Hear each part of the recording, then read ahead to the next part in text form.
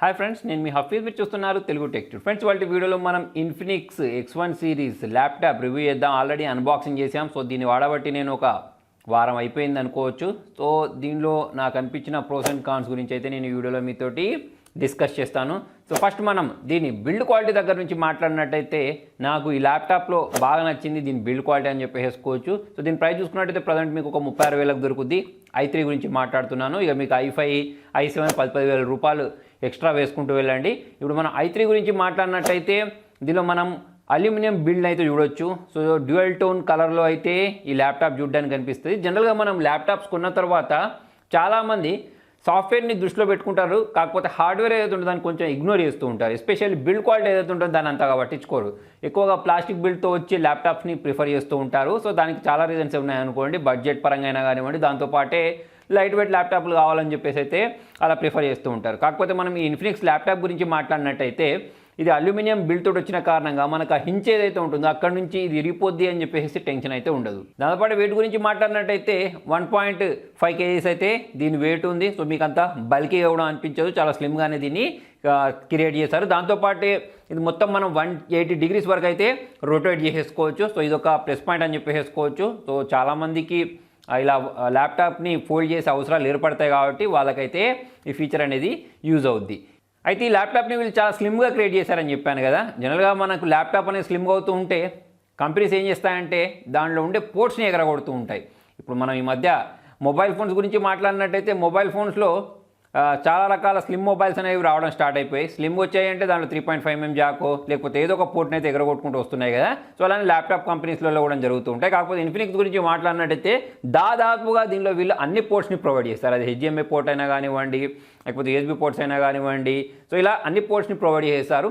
దాదాపుగానే వాడు ఎందుకు యూజ్ చేశాను అంటే ఇప్పుడు దీనిలో మనకు SD కార్డ్ స్లాట్ ఏదైతే ఉంటుందో అది చూడడానికి అనిపించదు. ఇప్పుడు నేను వీడియో రికార్డ్ చేస్తున్నానా, DSLR కెమెరా రికార్డ్ చేస్తున్నాను, దాంట్లో ఉండే కార్డ్ పెద్ద కార్డు ఉంటుంది చూసారా, ఆ కార్డ్ని పెట్టుకోవడానికి అయితే దీనిలో ఆప్షన్ని వీళ్ళు ప్రొవైడ్ చేయలేదు. దానికి మేబీ వీళ్ళ కారణాలు వేరువేరై ఉండొచ్చు. ఫర్ ఎగ్జాంపుల్ ఇప్పుడు నేను ఒక క్రియేటర్ కాబట్టి నాకు ఈ SD కార్డ్ తోటి ఎక్కువగా పని ఉంటుంది. కాకపోతే చాలామంది ఇంట్లో నుంచి వర్క్ చేస్తూ ఉంటారు, హౌస్ వైఫ్స్ ఉంటారు చూసారా. సో వాళ్ళకు ఈ SD కార్డ్ పోర్ట్ అనేది అంత యూజ్ అవుద్ది అని చెప్పేసి వీళ్ళు భావించి ఉండకపోవచ్చు. మొత్తాన్ని చూసుకున్నట్టయితే ఈ పోర్ట్ అయితే వీళ్ళు దీనిలో నుంచి రిమూవ్ చేసేసారు. ఇక నెక్స్ట్ మనం డిస్ప్లే గురించి మాట్లాడినట్టయితే డిస్ప్లే కూడా బాగానే ఉంది. మీకు 300 nits బ్రైట్నెస్ అని చెప్పేసి వీళ్ళు చెప్తున్నారు. చాలా బ్రైట్గా కనిపించేస్తుంది. ఎస్పెషల్లీ ఎవరైతే మూవీస్ చూడాలి అనుకుంటారో వాళ్ళకి మంచి ఎక్స్పీరియన్స్ వస్తుంది. బేజెస్ కూడా చాలా సన్నగా ఇచ్చారు. ఎక్కడ పై వైపు సైడ్కి, కింది వైపు చూసుకున్నట్టయితే కొంచెం మీకు లావుగానే కనిపిస్తుంది. ఇన్ఫినిక్స్ బ్రాండింగ్ ఉంది చూసారా, అక్కడ కొంచెం లావుపాటి బేజెస్ కనిపిస్తాయి. సో దాన్ని కొంచెం తక్కువ చేస్తే బాగుండని చెప్పేసి అయితే నాకు అనిపించింది. ఇక దాంతోపాటే సౌండ్ క్వాలిటీ గురించి మాట్లాడినట్టయితే ఎక్సలెంట్ వస్తుంది. దీనిలో వీళ్ళు 2 స్పీకర్స్ని ప్రొవైడ్ చేస్తారు. కీబోర్డ్ పైన స్పీకర్ని ప్రొవైడ్ చేస్తారు, కింది వైపు కూడా స్పీకర్ని ప్రొవైడ్ చేస్తారు. సో మనకు సౌండ్ అయితే చాలా లౌడ్గా వస్తుంది.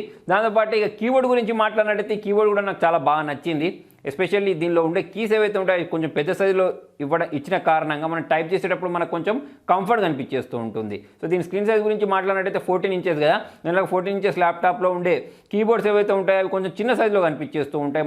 మనం వేలు పెడితే మన వేలకు కూడా అవి సరిపోవు. కొన్ని బ్రాండ్స్ గురించి మాట్లాడుతున్నాను. కాకపోతే ఇందులో కొంచెం పెద్ద సైజు కీస్ ఇచ్చిన కారణంగా నాకైతే కంఫర్ట్ అనిపించింది. నెక్స్ట్ దీని ట్రాక్ ప్యాడ్ గురించి మాట్లాడినట్టయితే పర్లేదు, బాగానే ఉందని చెప్పేసుకోవచ్చు. మనం దాన్ని ప్రెస్ చేసిన ప్రతిసారి టక్ టక్ అని సౌండ్ వస్తుంది.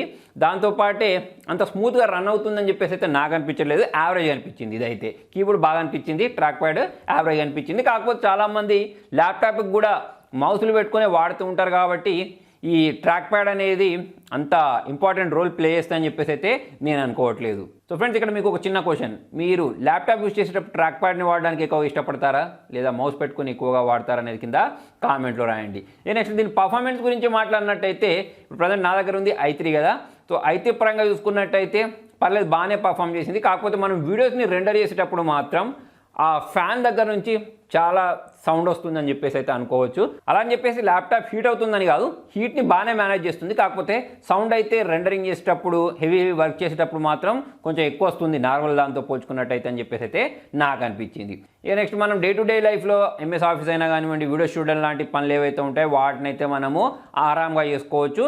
రెండర్ చేసేటప్పుడు ఇక మీరు ఈ పర్ఫార్మెన్స్ సరిపోదు అనుకున్నప్పుడు దీనిలోనే వీళ్ళ i5 ఉంది, i7 ఉంది, వాటి వైపుకి వెళ్తే బెస్ట్. i3లో మీరు ఫాస్ట్గా రెండర్ చేయడం లాంటి వాటిని అయితే ఎక్స్పెక్ట్ చేయలేరు. సో దీనిలో కూడా మనకు అంత ఎక్కువ పర్ఫార్మెన్స్ రాదు i3లో. కాకపోతే దీనిలో నెక్స్ట్ జనరేషన్స్ ఏవైతే ఉంటాయో లేకపోతే దీనికంటే అడ్వాన్స్డ్ వర్షన్స్ ఏవైతే ఉంటాయో దానిలో అయితే మనం మంచి పర్ఫార్మెన్స్ని ఎక్స్పెక్ట్ చేయొచ్చు. ఇక మనం దీని సాఫ్ట్వేర్ గురించి మాట్లాడితే ఇది అవుట్ ఆఫ్ ది బాక్సే విండోస్ 11 తోటి వస్తుంది. సో అదొక మంచి విషయం అని చెప్పేసుకోవచ్చు. సాఫ్ట్వేర్ పరంగా అయితే మీకు ఎటువంటి ఇబ్బందులు అయితే దీనిలో రావు. నెక్స్ట్ దాంతోపాటే దీనిలో అన్ని రకాల పోర్ట్స్ ఇచ్చారని చెప్పాను కదా. దీనిలో నాకు నచ్చిన ఇంకొక మంచి విషయం ఏంటి అంటే దీనిలో మనకు డెడికేటెడ్గా మన కెమెరాని తర్వాత మైక్ని హార్డ్వేర్ లెవెల్లో ఆఫ్ చేయడానికి ఒక బటన్ అయితే ప్రొవైడ్ చేశారు. ఈ మధ్య చూసుకున్నట్టయితే చాలామంది జూమ్ కాల్స్ మాట్లాడుతున్నారు, ఆఫీస్ వర్క్స్ అయినా కానివ్వండి, క్లాసెస్ మిలిన లాంటివి అయినా కానివ్వండి, చాలా పనులు ల్యాప్టాప్ తోటే చేస్తున్నారు. కాకపోతే కొంతమంది ఏం చేస్తున్నారు అంటే జూమ్ కాల్లో ఉన్న సంగతి మర్చిపోయి వైఫ్ అన్నం తినిపిస్తే తినడమో లేకపోతే వైఫ్ని తిట్టడమో లేకపోతే వైఫ్ తిడుతూ ఉంటే పడడమో లాంటివి అయితే చేస్తూ ఉంటారు కదా. సో అటువంటివి జరగకుండా ఉండాలి అంటే ఈ క్యామ్ని లేదా ఈ మైక్రోఫోన్ని ఆఫ్ చేసుకోవడానికి వీళ్ళు ఒక బటన్ అయితే ప్రొవైడ్ చేశారు. ఇక నెక్స్ట్ ఇంపార్టెంట్ పాయింట్ ఏంటి అంటే దీని యొక్క బ్యాటరీ బ్యాకప్. జనరల్గా మనం ల్యాప్టాప్ కొనుక్కునేదే ఎందుకు అని అంటే పీసీస్తో పోల్చుకున్నట్టయితే వాటిని ఎక్కడ కావాలంటే అక్కడ తీసుకెళ్ళొచ్చు. దాంతోపాటే మనము ఈ పవర్ లేకపోయినా సరే దానిలో పనులు చేసుకోవచ్చు అని చెప్పేసి అయితే జనరల్గా అందరు ల్యాప్టాప్ని ప్రిఫర్ చేస్తూ ఉంటారు. అయితే ఈ మధ్య వచ్చిన ల్యాప్టాప్ గురించి మాట్లాడితే బ్యాటరీ బ్యాకప్ ఎక్కువ ఇవ్వవు. కాకపోతే దీని గురించి మాట్లాడినట్టయితే బ్యాటరీ బ్యాకప్ పరంగా చూసుకున్నట్టయితే మీకు ఆరాంగా ఒక 7.5 hours అయితే బ్యాటరీ బ్యాకప్ ఇచ్చేస్తుంది. నేను చూసింది ఎక్కడ అంటే మొత్తం ఇది బ్యాటరీని డెడ్ అయ్యే వరకు అయితే చూడలేదు. 100 నుంచి 10% వరకు దీన్ని నడిపినప్పుడు నాకు అలా అనిపించింది.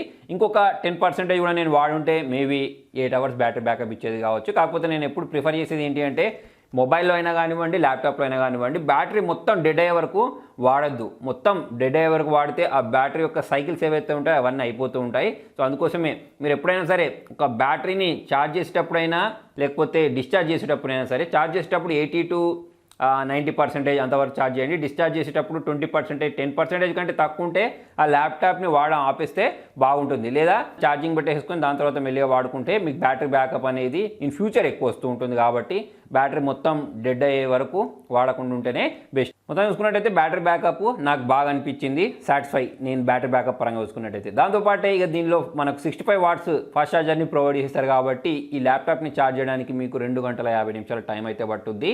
సో ఫాస్ట్గానే ఛార్జ్ అవుద్దని చెప్పేసుకోవచ్చు.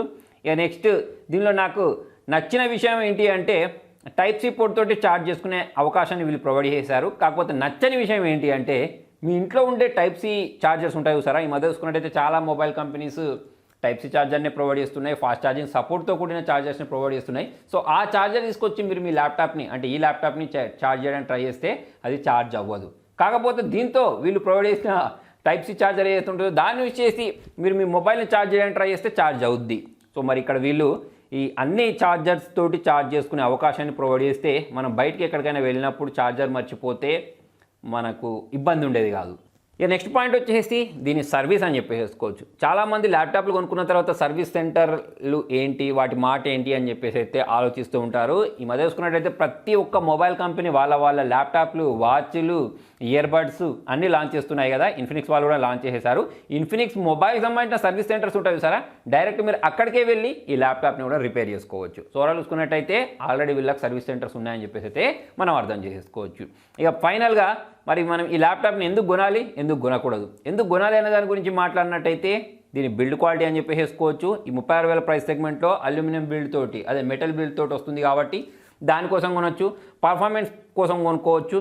దీనిలో స్పీకర్ క్వాలిటీ ఏదైతే ఉంటుందో అది బాగుంది, దానికోసం కొనుక్కోవచ్చు. దాంతోపాటే డెడికేటెడ్ ఒక బటన్ ఇచ్చారు చూసారా, ఎవరైతే ఎక్కువ జూమ్ కాల్స్ మాట్లాడుతూ ఉంటారో లేకపోతే మీటింగ్స్కి అటెండ్ అవుతూ ఉంటారో సో వాళ్ళకి డెడికేటెడ్ బటన్ పనిచేస్తా అని చెప్పేసి అయితే మనం అనుకోవచ్చు. సో దాంతోపాటు అవుట్ ఆఫ్ ది బాక్స్ మనకి విండోస్ 11 తోటి వస్తుంది కాబట్టి అది కూడా ఒక మంచి ఆప్షనే. ఇక మరి మనం కాన్స్ గురించి మాట్లాడినట్టయితే దీనిలో మనకి SD కార్డ్ ఏదైతే ఉంటుందో ఆ స్లాట్ ఏదైతే ఉంటుందో దాన్ని వీళ్ళు ప్రొవైడ్ చేయలేదు. దాంతోపాటు నేను ఇంతకుముందు చెప్పినట్టు ఏ ఛార్జర్ తోటి పడితే ఆ ఛార్జర్ తోటి దీన్ని ఛార్జ్ చేయలేం. సో ఈ రెండు అయితే నాకు నెగిటివ్గా అనిపించాయి. మిగతా అంతా ఓవరాల్ చూసుకున్నట్టయితే 36,000 ప్రైస్ సెగ్మెంట్కి ఏ ఫీచర్స్ కావాలో అవన్నీ ఫీచర్స్ అయితే దీనిలో మనకు దొరుకుతాయి. సో ఫ్రెండ్స్ మరి మొత్తానికి ఇది వాళ్ళ వీడియోలో మరి నా ఈ రివ్యూ అనేది మీకు నచ్చిందని చెప్పేసి నేను అనుకుంటున్నాను.